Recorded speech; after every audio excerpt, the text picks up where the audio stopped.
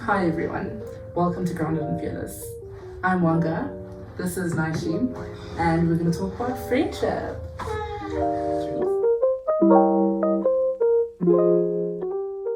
Hello beautiful people, and welcome to yet another epic episode of the Grounded and Fearless podcast.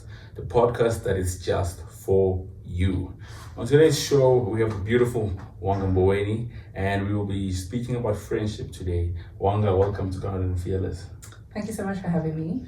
Yeah, it's been a long time coming. I'm really excited for today. I'm looking forward to our episode. I think it's going to be a good one and a very valuable one as well. Yeah. So, Wanga, how are you doing? I'm good. How are you? I'm good, thanks. Taking it one day at a time. Taking it one day at a time. Yeah, so we've been friends for how long now? Since second year. So that's 4 years. 4 years, roughly, yeah. 4 years, roughly, yeah. And I think that qualifies us for this conversation. Really does. Really yeah. does. I think the reason why I wanted to have a specific episode on friendship was because of Simon Sinek. I don't know what he is, but I'm sure you guys know Simon Sinek. If you just know the guy that speaks about finding your why, that's what comes up to my mind, which is Simon Sinek. Has these motivational videos and there's all this other stuff. But basically, he's got this idea of how important friendship is, and that there's always these books that speak on relationships in terms of romantic relationships, how to be a better husband, be a better wife, mother, business person, and stuff like that. But you don't really find as much information in terms of friendship and what makes really good friends. And yeah, that's why I felt the need, just to speak about friendship and actually highlight that it's actually one of those meaningful relationships that we have as individuals. Yeah. And then what do you think of friendship? Like when you think of friendship, when you think of a friend, what comes to mind in terms of that? I think for me, when I think of friendship, I think of love and respect. Love and respect are at the center of what friendship means to me, at the core of the meaning of friendship. Empathy, and it all comes from that. Everything you do for your friends comes from the fact that you love, respect them, and empathize with them. True. And yeah, that's basically what I think of when I think of friendship. Yeah, that is true. And friends is one of those relationships that you have in life where you choose the person, or you guys choose each other. Yeah. I also believe that you can choose who you fall in love with. And some people say no, love is not a choice. Yeah. But that's a topic for another day. Yeah. But for today, friends is people that you choose and they also choose you. Yes. And that's what makes friendship even more special, from my understanding. Yeah. Because like your brothers and your cousins, you didn't choose them. You just happen to be born in the same family. And then now you have to love them and build a relationship with them by force. Yeah. So I think that's what makes friendship extra special from my side. I don't know what your take is on the whole idea of having to choose the person and stuff like that. No, I agree. It's friendship. Basically, friends are family that you choose. And there's nothing more beautiful than, like you're saying, getting to decide who you want to share your life with and who's there with you through the hardest of times. So yeah, I definitely agree. Yeah. And then from your perspective, what would you say makes people sometimes tend to take friendship for granted? I don't know. I think it's there are multiple things that can make someone take friendship for granted. I think it's just, once again, not respecting friendship for what it is.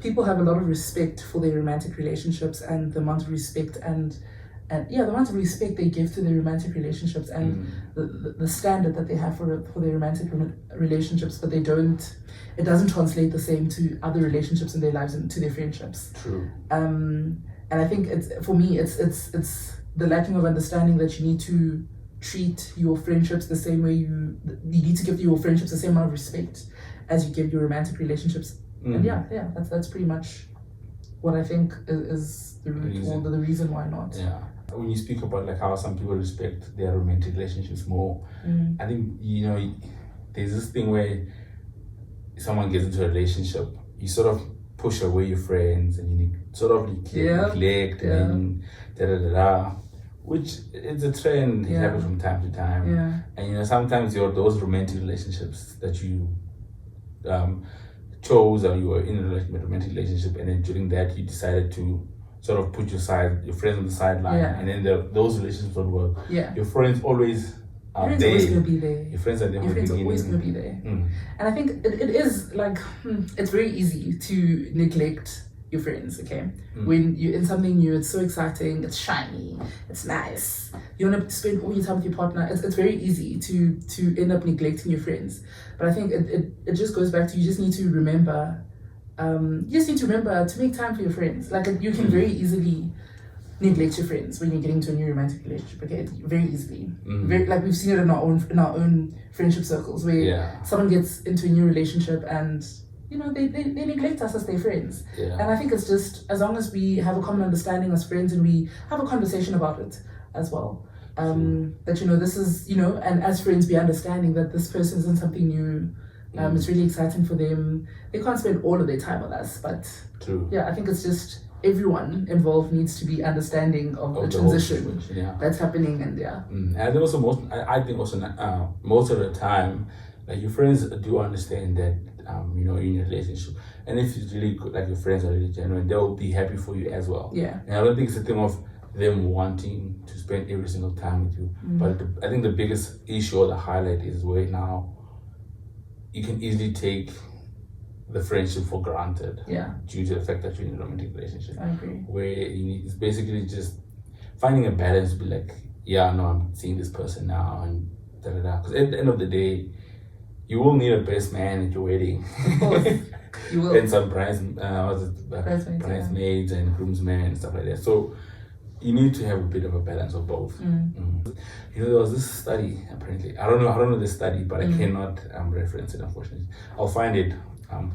Basically, what they were saying is that they did a study where, in relationships or couples that were married, the ones that were for this example, I'll say the men. The relationships where the men had someone basically to vent to about their wife. Now, the way that the guy was reading, like, referencing, was saying, like, if you have someone to complain to about your wife or the problems of your wife, those marriages seem to last longer, apparently. According to the studies, having someone to vent to outside the context of your relationship, basically, it, I guess, put the likelihood of divorce or breakup very less, because I don't know what it does in terms of you having that external having an outlet of what's going on and stuff like that. So that's another example of why having good friends is good for life in general, for you as an individual, for your well-being, because humans are social animals. We're social, okay. We're not meant to be alone. You're not meant to be alone. But I mean, in today's world, people are alone, would you say? Like, with social media. Do you think that also plays a bigger role in how people now can be confident or not be bothered by maintaining their relationships? I mean, I guess it could be. I think I'm not sure if I can speak on it too. Actually, no, I can, because I can see the disconnect with how I view friendship and the way my brother views friendship. Okay, my brother is 17, so he grew up in the age of social media and being on your phone, and they haven't been going out to play as much as they used to and hang out with their friends as much as they used to. And everything happens at home. Okay, they're watching TV. Everything happens on the phone. Everything is here. Is here. So I think it does. I think it does affect how they view friendship. It's not. Friendship. I don't know, but I don't think they value it as much as we do, because with the experiences that you have, if you're growing up with your friends, you know the value of friendship. You know the value of having people around you. That's true. And then what would you say, like, from your perspective, like, what's your perspective on how to maintain friendships? And I think even using social media, we can connect people that are far away. Like, I mean, there's the good of social media and everything. So, like, from your side, what do you think are the practical tips that you have employed to maintain those healthy relationships with your friends? I think for me, if I'm being honest, I actually think most of my friendships are very low maintenance. it's a case of everyone knows what it is with the other person. True. You know the type of friendship that you have. It doesn't require me to bend over backwards to make sure or to let you know that I still care about you and I still love you. Life is hard. There are too many things happening in all of our lives. Too many moving parts. You can't. It's not practical to be able to talk to your friends every single day and send them a message every single day and give life updates every single day. But the value in, let's say, the 3 times or 4 times a year you guys do see each other and you guys give each other huge life updates on what's been happening with the other person. Check up on each other every now and again. I think the most important thing is knowing where you stand with the other person. It's not practical to want to say every week I need to be talking to my friends 3 times a week, for example. Yeah. Because life gets in the way. There are too many things that get in the way. You're still trying to find your own way. You're still trying to find your own way. Like there's a lot happening. That is true. Yeah. Yeah, I think basically like it boils down to like what you're saying, like having realistic expectations of the friendship. Yeah. Where you don't always have to be constant communication. Yeah. But then it boils down to knowing that, my friend is there should I need them. Yeah. And also, I guess, when you're saying like those meetups and stuff like that, there is effort on both sides. Yeah. Because I feel like there needs to be some sort of effort in a way to make the friendship work. Yeah. And I think it also actually goes back to the different life stages that we're in our lives. Most like my friends, a lot of my friends I met in high school. So we all over the country, all in different places, so we don't get to see each other often. Versus the friends that I have, like the friendships that I've developed in university. I see you guys all the time. Right. It's a different type of dynamic. So I think it also depends on the life stage that you're in, and if you're able to see your friends as often as you do, and I think there's a lot that factors into it, and also because with I actually feel like with friends where you guys are together all the time, it's a lot more high maintenance than it is with friends that you're not with, because we always want to hang out, you always want to have lunch together, you always want to do things together. Let's hang out, let's have lunch, let's do this. You have to show up for your friends if you're there physically. Okay, there's a bit of an expectation. We can't be in the same vicinity and you can't meet. What do you mean? So I think it differs. It depends on where your friends are. I think that the dynamics differ a little bit on that aspect. Yeah. And then what would you say makes a good friend? Or if you were to look for someone and be like, it sounds like I'm asking you what makes a good boyfriend or good husband. Yeah. But basically, like, if you meet different people, then they go from acquaintance to friendship or whatever. Like, what would you say are some of the qualities that you think make someone a good person, like to be friends with, and like that? I think for me, I 1000% believe in having different friends for different things. You're not gonna have the same friends for. You can have the same friends for everything where you can do everything with, but I think it's okay to not necessarily have, like, not all your friends have to be people that you share your deepest and darkest thoughts with, and the most intricate parts of who you are with. It's okay to have friends that are lighthearted and they're just there for a good laugh. So I think it depends on what I'm looking for in a friend, I guess, or what your personality is like.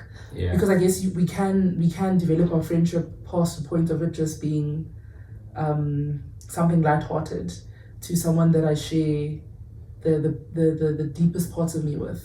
That is true. I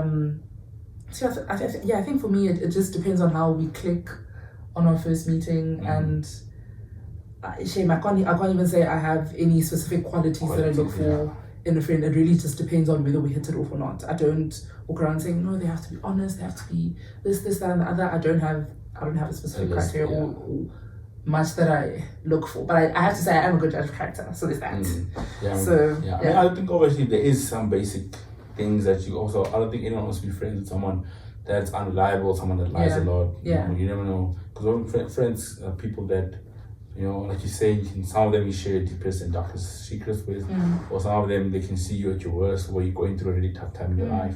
And obviously you want people in that space that are reliable in that sense. And I think those are some of the things that you say, and you'll be judging the person's character once you meet them, and then to see that, do I vibe with you, and then and stuff like that. Is there an example that you can share with us where you'd say that your friends or a friendship that you had or you still have currently, where they showed up for you in a way that you didn't expect or something like that? I have too many instances where my friends have like showed up for me in the most exceptional ways, and it isn't anything major. I don't have any big moment or any big thing that happened, but it happens too often. I feel like it happens so often where my friends surprise me with how much they're able to show up for me, and most of it for me is emotionally. I could be emotionally at my lowest, and they pick me up, man. I don't know how to explain it, but they breathe life into me, and they don't need to do much. Just by being themselves, they breathe life into me, and in the small things and the small gestures that your friends do for you, they go a very long way. So I don't have a moment where I could say they showed up for me in a way that surpasses any other moment. But I think it's in the way that they continuously show up for me. Yeah. That is true. Yeah. I think we also need to like show up for your friends, guys. I really think that if your friends really do the most. I mean, obviously, you have to be good friends and stuff like that. But your friends are always there for you, and it's really something that we also need to actively maintain those relationships. And the same way you show up for your partners, be also that kind of friend who can show up to them. The same way you have date night to reconnect and do with your partner. Those meetups and those like yearly or whatever quarterly catch-up sessions are as important. I agree. Because relationship is part of our human nature, if I can put it like that, since we are as the social creatures. So I think we need to just appreciate friendship more. Because there's people who struggle to make friends, people have bad experiences with friends, and then you have friends that are really great, but sometimes we can take them for granted, basically. So if you have a friend that you haven't been a good friend to, this is your time for you to call them and tell them you love them. Ring, tell them I miss you, appreciate you, all those nice things. And I'm also going to tell my friends that I love them. And if you really have a friend that you really appreciate, you can, like, it takes a little out of your day just to say, I'm thinking of you, I hope you're doing good, let me know what's happening in your life. Like, just catch up. The smallest things will make your friend's day. Like the smallest things, the smallest gestures, like the tiniest gesture. Like for when you and George decided to take me to the hospital that day, when like early in the morning I couldn't find an Uber, and they're like, no, it's fine, you don't have to order an Uber, I'm gonna drive you to the hospital for you to do whatever you need to do. And that for me, that was, wow, it made me want to cry. But see, this is what I mean when I have this, there's so many moments like that where I'm like, my friends show up for me in the most amazing ways. It's not anything major, but it's things like this that move me. And then there's many benefits to friends as well. Like there's a lot of benefits. There was a study that was done a while back with rats and addiction to cocaine and stuff like that. So basically they put these rats and then they put like water sources. The one was spiked with the drug and then the one was not spiked with the drug. So as these rats that were in a cage that was dull and no life, they got addicted to the drug-laced water. But I think it was Bruce Alexander who said the study is flawed because rats are social creatures as well. So he created the same study, but then he put these rats in community with other rats and basically like a rat hotel, and then they were doing that. And then they put the same two waters where one was drugged and one was not. And all the rats did try the one that had the drugs in it, and there was that potential of being addicted to the water. But because of the community aspect of that, they were social with other rats, they had relationships here and there.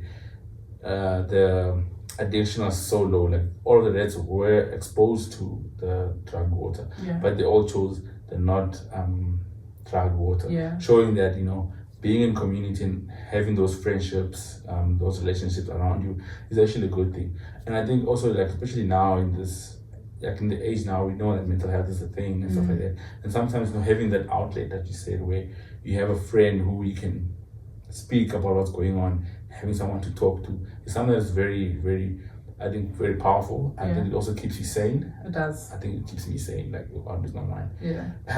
So it just shows like another aspect of like how a relationship matters for us. And when we think relationship, if we missed friendship, we sort of also missed the mark, because friendships are also a big part of your relationship as well. To me, it's the same thing. Like, I read something somewhere how basically your friend is your platonic partner, and it makes so much sense to me, because I feel like that's how you need to view your friendships. Like I said, the same amount of love and respect that you have for your romantic relationships should be the same with your friendships. So it just makes so much sense to me when someone says your friend is your platonic partner, because they really are my partners. Like, they help you in this journey of honestly, life. what's it's not. I don't think it's a true human experience without friendship. What's the human experience without friendship? True. What is it? It doesn't make any sense. Yeah, that's true. Actually, when you put it like that, because there's a lot of things that make up the whole human experience, I guess. And I think friendship and all those things play a big role in that as well. For me, that's the biggest part of my life. Yeah, because that's a big thing. Even if you think about it, sometimes, let's say, to show the amount of impact that the people you have in your life play, you could have a place could be unpleasant for you, just not because of the place itself, but because of the people that you associate with the place. And like there's some areas where, you see the place is the place is horrible, but because of the people that are there, you've learned to like appreciate it and associate it. Like for example, university is tough, it's horrible, you hate the place, But that's why I met you, that's why I met my other friends. So because of the people that I met there, the people that I associate that place with, I look at it, I'm like, it's not actually that bad. It's not that bad. Yeah, obviously it's very terrible, but the day-to-day mundane stuff is bad. Yeah. But like, because my friends are there, there's relationships that I feel like I've formed, and friendships and bonds that will probably last me a lifetime, hopefully. That makes that place worthwhile. Yeah. A question that I think most people obviously, I don't know, some people don't agree with this, some people don't agree. Yeah. Like the whole thing of, do you think that females and males can be friends? Oh, absolutely. I absolutely do. I think, okay, here's my thing. Here's my hot take. I think it gets tricky if your friendship started on the basis of you guys had romantic feelings for each other. Like, I feel like friendships like that don't work. I feel like that's a bad foundation to having friendships as male and female, like the opposite sex or whoever you're like. It's not a good combination. Like, starting friendships on that basis doesn't work out too well. It really doesn't work out too well. And I feel like every single time opposite sex friendships catch slack is because of that. Most of the friendships were based on that the one person liked the other person, but the other person didn't. Whether it's known to the person or not, it gets tricky. It gets tricky very easily. That is true. Because I also say, like, if someone liked the other person and then I guess like friend zoned, that friendship doesn't work. It doesn't. I feel like it's also like a red flag, like, because obviously the intention was to be with to see you, like, you already see that person as more than just a friend. Yeah. And then now you have to sort of tone down your feelings and stuff like that. I think in that aspect, let me not say they don't, but from what we've seen, studies say, can't quote the studies, but studies say. Yeah. Okay. You see, so that is a bit true, and I think that's when it gets tricky for the most part. Yeah. And actually, there was a study. Now you're speaking about studies that say that in those relationships where it's male and female, and it's gonna point. It makes the guys look like but in that study it said 70% like guys, they overestimated like the expectation, and most of the guys thought that the females liked them back. That's crazy. More in a romantic way, and then the females didn't. Whereas like 70% had guys thought like the female in that relationship has like a romantic attachment to them or something, or they had like an expectation of like that. Yeah. There's a good chance of potentially going there. And then the females basically was like 30%. So the discrepancy was like that. And I think those are the kind of relations where, it didn't start off as just friendship. Yeah. I think it started off where like someone's like, oh, I like this person, let me get to know them, and then boom. See, that I don't necessarily believe that. I feel like sometimes we act oblivious to it. Not necessarily that you don't see it for what it is, but you choose to ignore that that's what it is. Like, because it happens so often where someone was like, oh, my male friend says he likes me, and I didn't see him in that way, and I didn't, like, the signs were there. Yeah. The signs were there, and I don't know if you're intentionally choosing to avoid it or like to not see it, but I feel like the signs were there. So, yeah. I also think also for me for the bigger picture, I think in terms of like male and female relationship, if I walk up to a random girl and say I want to be your friend, that's very sus. I think there obviously needs to be like a baseline of some common thing. I think for us, we were in the same year, we're doing the same degree, and obviously we stay in the same class.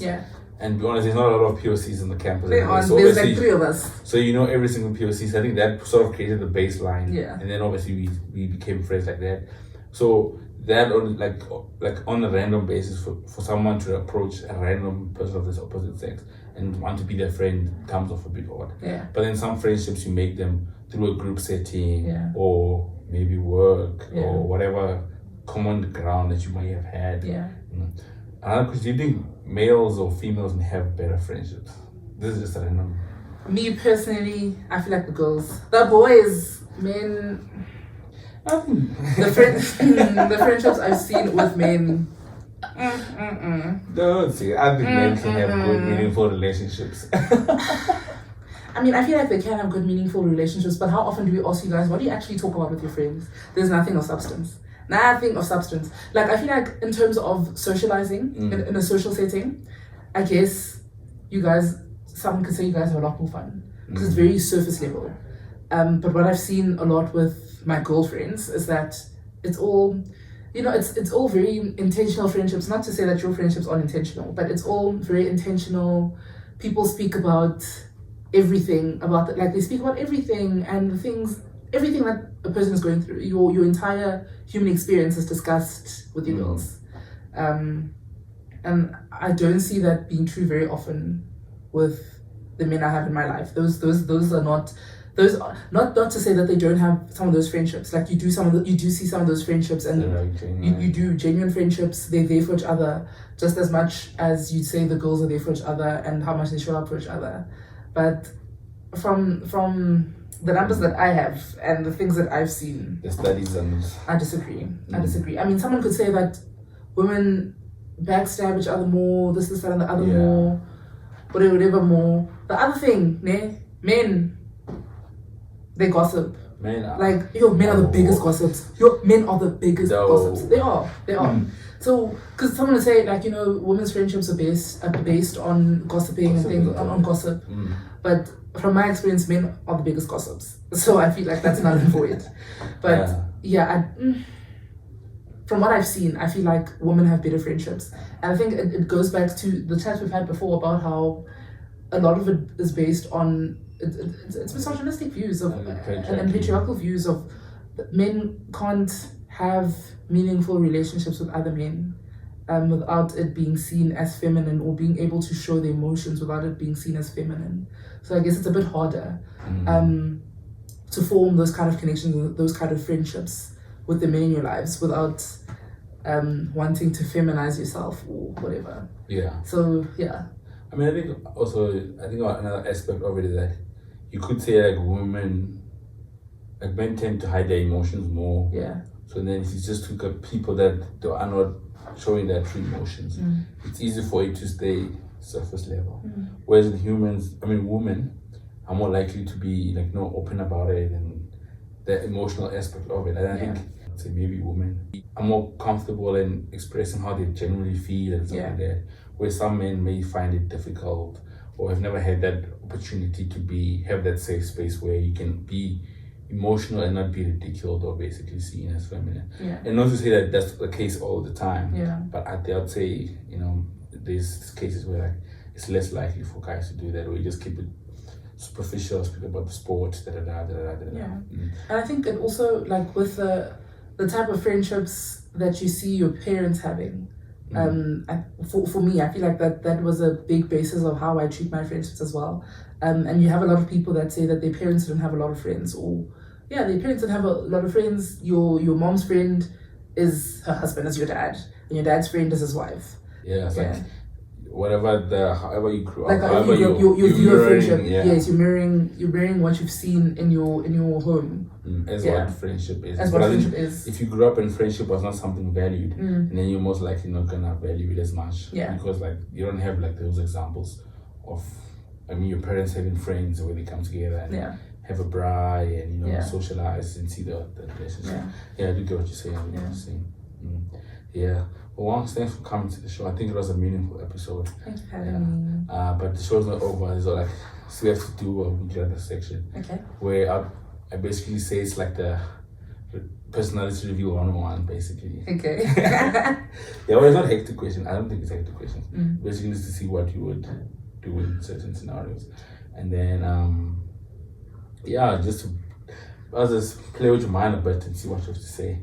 So the first question that I have for you, it's not a deep one. Would you rather get a paper cut every time you turn a page, or bite your tongue every time you eat? I'd say paper cut every time I turn a page. Do you know how horrible it feels? Like just your eating experience. For me, eating is the biggest part of my day. Like yeah. So you want to win then? My meals are the things I look forward to most. Like really. If I don't enjoy any of my meals, because you basically can't enjoy any of your meals. You can't have anything with flavor because it's just sore. Nah, I'd much rather have a paper cut. Every single time. I'd much rather have a paper cut. And also, how often am I paging through? How often? So you're saying you don't read books? No, there's ebooks. How often do I have physical paper and I'm reading a physical book? How often am I turning pages? Not that often. I'm eating every day. Yeah, so. True. I also probably choose to paper cut. Yeah. Because I also like food. I think food is nice. Yeah. You don't want to ruin the whole experience by paying every time you want to eat. Imagine having your favorite meal and then the moment you're about to take a bite, you bite your tongue. Really now all you taste things is the blood and the pain until you've ruined it. So yeah, I agree with you on that one. And then the second one is, would you rather be able to take back everything you say, or hear any conversation that is about you? That's about me. Yeah. So basically, if you say something you regret it, you can take it back, and then you've never said it before. Or if someone just had conversations about you, you could hear them. This is a difficult one because I like things and also I'm a motor mouth. So choose it. That's evil.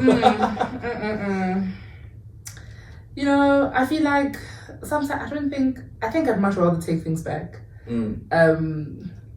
Like wanting to hear what they say about me, then what? True. Like what does it do for me? Doesn't add much value. It doesn't add much value. It doesn't change what I think about myself. No. Like there's no value in hearing what someone else is saying about me, but I think there's so much value in if you've said something and you know sometimes you don't always mean any harm, you don't always mean to hurt someone, but you don't control how someone reacts to what you say or how something makes them feel. You can't police that. So if I could take that back, because sometimes I do just be saying stuff. Like I feel like sometimes I don't process, I don't think, I just speak. So I think that I'd really much rather take things back than just then hear what someone wants to say about me. That's like, huh? Okay. Yeah. All right. So the last one is kind of deep. Not that deep. Yeah. But then, would you rather lose your sight or your memories? Sight or memories? That's a tough one. Sure. That's a difficult one. Yeah, I mean, it is a difficult one. Like, memories are great, but I think I kind of like my sight. Like, so it's tough. I can make new memories.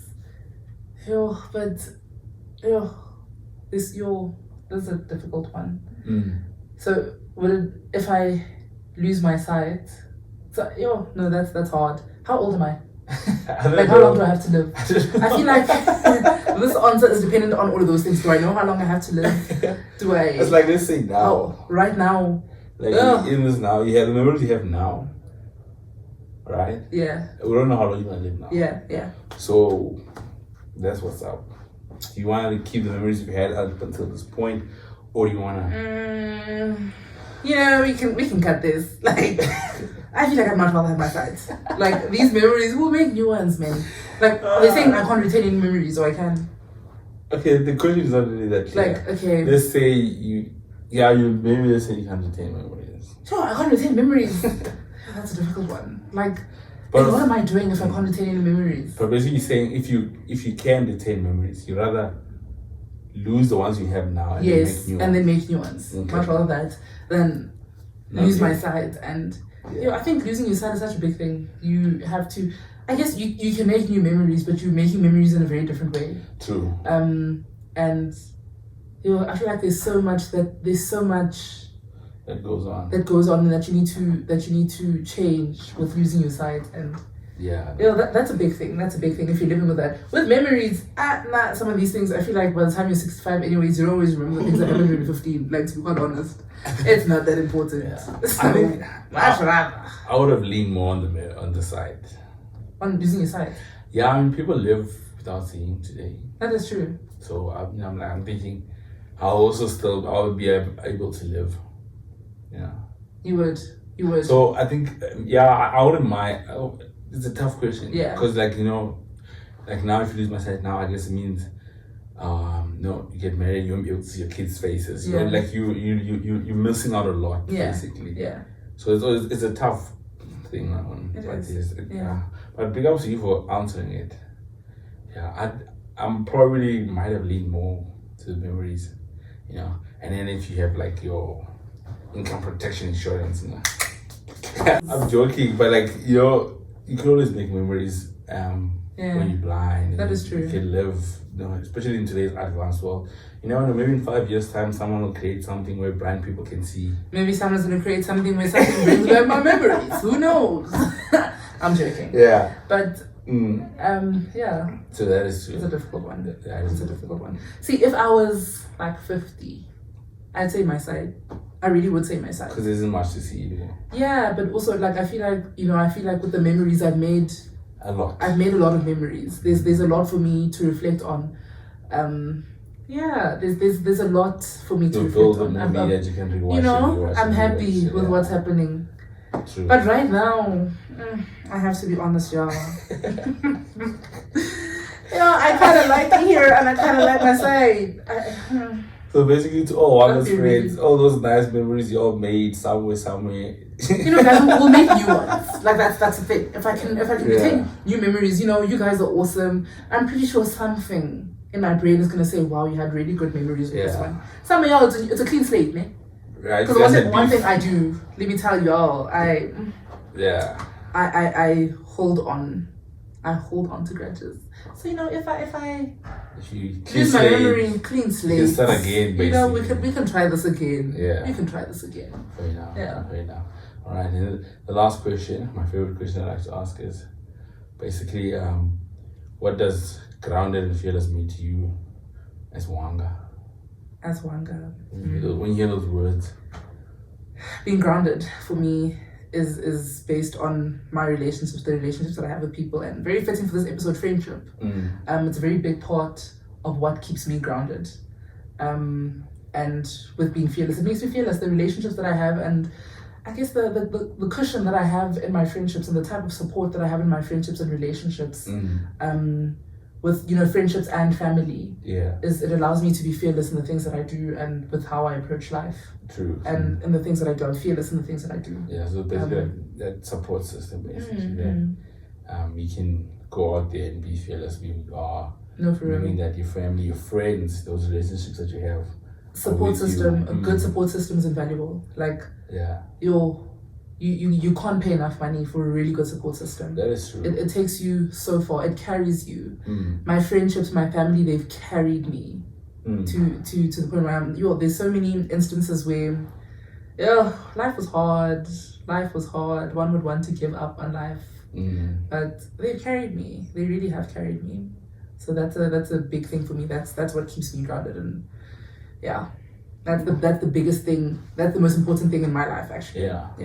Well, I like my friendships and relationships. I like that definition. It's always nice when you hear people's different interpretation of grounded and fearless. Yeah. And I'm always learning something new. But yeah, Wanga, thank you so much for coming to the show. Thank you for having me. I think it was a really nice episode. I enjoyed it. I enjoyed it. And I know the viewers will enjoy it as much as I enjoyed recording this. Any last words for the listeners out there? Yeah, be good friends. Be good friends. Treat my motto, like I've probably said multiple times, and Nnaishi has said multiple times. Treat your friendships the way you do your romantic relationships. That's going to take you so far, and you're going to see your friendships transform if you have that amount of respect for your friends, and it really will transform your life. And do that. Cool. Respect your friends. Yeah. Well, yeah. You heard it, folks. Respect your friends. If you have a friend you haven't reached out to in a while, send them a text message. Tag them on Instagram. Like, hey, this reminded me of you. Yeah, and tell them you love them. Say their name on the comment section and say, who so and so and so. I love you so much, so we can see who your friends are. Yeah, and then I don't know, where can they reach you? Someone wants to follow you. Don't follow me anyway. Come correct. Don't look for me. Don't look for me, for real. Yeah. Yes, reach me on my Facebook. That's where everybody else is. Reach me on my Facebook. Yeah. It's just one number waiting. Yeah. And if you really want to know, you'll find me at Chutney Rights Activist on Instagram. Alright, there you have it, folks. From my side, thank you so much, guys, for tuning in. Don't forget to like and subscribe. Thank you so much. That was a great episode. And see you on the next one. Bye, guys.